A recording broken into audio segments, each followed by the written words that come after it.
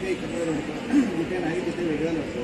मात्र उमेदवारांची पळवापळवी राज्यभरात जोरात सुरू आहे. तुमच्यामधनं उमेदवार भाजप घेऊन जाते सगळीकडे दिसते. त्याला तुमची आचारसंहिता बनवली आहे की एकमेकांच्या पक्षातले लोक घ्यायचे नाही, मग त्याचं काय घडतं आणि तुम्हाला पसतंय कसं? मुळामध्ये माननीय शिंदे साहेबांनी कालच एका वाहिनीवरती अत्यंत तपशीलवार स्वतःची मुलाखत दिलेली आहे आणि त्यांनी सांगितलेलं आहे की काही वेळेला अशा गोष्टी घडतात, परंतु स्वतः अमित शहा यांना भेटून या प्रकारच्या घटना घडू नये असं त्यांनी सुचवलेलं आहे. पण शेवटी असं असतं की काही वेळेला काही कारणांच्यामुळे लोक नाराज होतात किंवा कार्यकर्त्यांच्या पण अपेक्षा फार वेगाने वाढत आहेत. मी उदाहरण सांगते तुम्हाला, नाव घेत नाही मी कोणाचं, पण समजा एखाद्या व्यक्तीला निधी दिला असेल तर तो निधीचा वापर कसा झाला आहे हे विचारणं पक्षाचं कर्तव्य असतं. तर अशा वेळेला सुद्धा तो वापर कसा झाला हे विचारलं तरी एखाद्या कार्यकर्त्याला राग येतो या गोष्टींच्या नंतर. दुसरं म्हणजे एखाद्या व्यक्तीने 200 कोटीचं मागणी केली असेल आणि त्यांना 100च कोटी मिळाले असेल, तर ते 100 कोटी मिळाले नाहीत म्हणून सुद्धा काही लोक नाराज होतात. परंतु आम्ही शिकस्त करतोय की जास्तीत जास्त नगर विकास विभागाच्या वतीने ज्या काही पायाभूत सुविधांसाठी काम करायला पाहिजे ते काम करण्याचा प्रयत्न स्वतः CM DCM सगळेजण एकत्रितपणे करत आहेत. परंतु याच्या पलीकडे प्रभाग रचनेनुसार सुद्धा काही लोक स्वतःची भूमिका बदलताना दिसतात, कारण आरक्षणं वेगवेगळ्या प्रकारची लागलेली आहे. तर मला असं वाटतं लोकशाहीमध्ये या गोष्टी सगळ्या घडतात, कारण प्रत्येकाचा स्वातंत्र्य आणि अधिकार आहे. परंतु ते होत असताना मतभेद झाले असले तरी मनभेद महायुतीमध्ये झालेले नाही आहेत हे देखील माननीय शिंदे साहेबांनी स्पष्ट केलेलं आहे. भाजपच्या दबावावर नाही दबाव वगैरे जी गोष्ट असते, माननीय डॉक्टर बाबासाहेब आंबेडकरांनीच म्हटलेलं आज वाक्य मी संविधानाच्या संदर्भात सांगितलं की फ्रीडम म्हणजे काय. स्वतःच्या मनावरती दबाव आला तर तो मनुष्य मुक्तच नाही. आमचे जे पक्षाचे सगळे आमचे सदस्य आहेत, आमदार आहेत, त्या सगळ्यांनी एक त्यांना जे काही योग्य वाटत नव्हतं त्याच्याबद्दलचा ठोस असा निर्णय घेऊन ते स्वतंत्रपणे निर्णय कसे घेऊ शकतात हे त्यांनी पूर्वी दाखवलेलं आहे. आणि त्यामुळे आमचा कोणावरती दबाव नाही आहे आणि आम्ही कोणाच्या दबावाखाली नाही. तुमच्या पक्षात काही सगळं आलेलं आहे का? प्रश्न असे विचारतो, म्हणजे बाजूला बसलेले जिल्हा प्रमुख यांनी आज नाराजी व्यक्त केली आहे.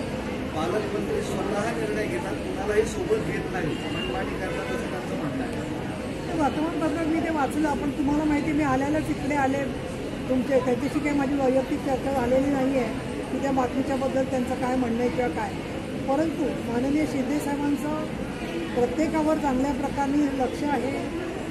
देशवाल साहेब तर आमचे जुने खंडे आमदार आहेत.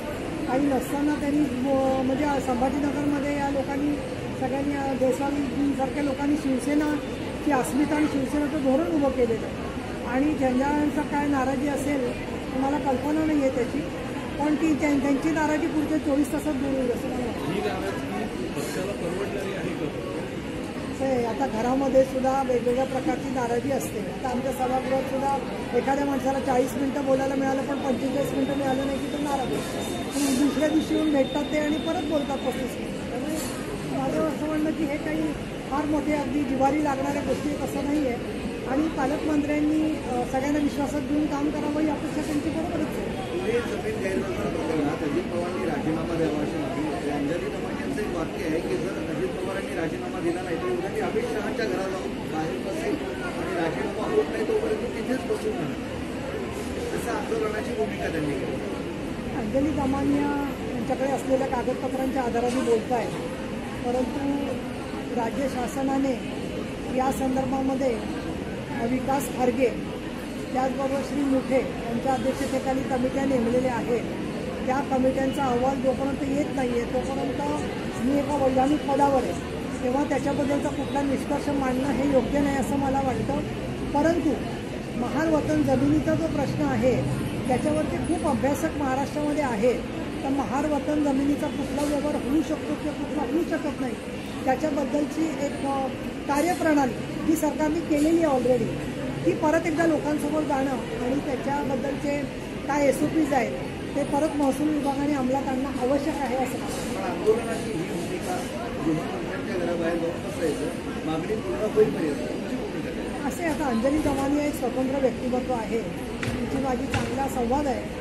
अशा वेळेला आमच्या सभागृहात सुद्धा काही वेळेला मनाविरुद्ध विधेयक आलं तर काही आमदार जमिनीवर बसलेले आहेत, म्हणजे आम्ही सांगतो जसं जमिनीवर बसलं नको तरी बसलेले आहेत. त्यामुळे अंजली दमानी यांच्या लोकशाही पद्धतीने त्यांना काय करायचं त्याच्यासाठी त्या मुक्त आहेत. पण अमित शहा आणि देवेंद्र फडणवीस आणि शिंदे साहेब हे पण समर्थ आहेत, योग्य ते निर्णय योग्य त्याला घेतले जातील. सध्या ग्रामीण भागाच्या निवडणुका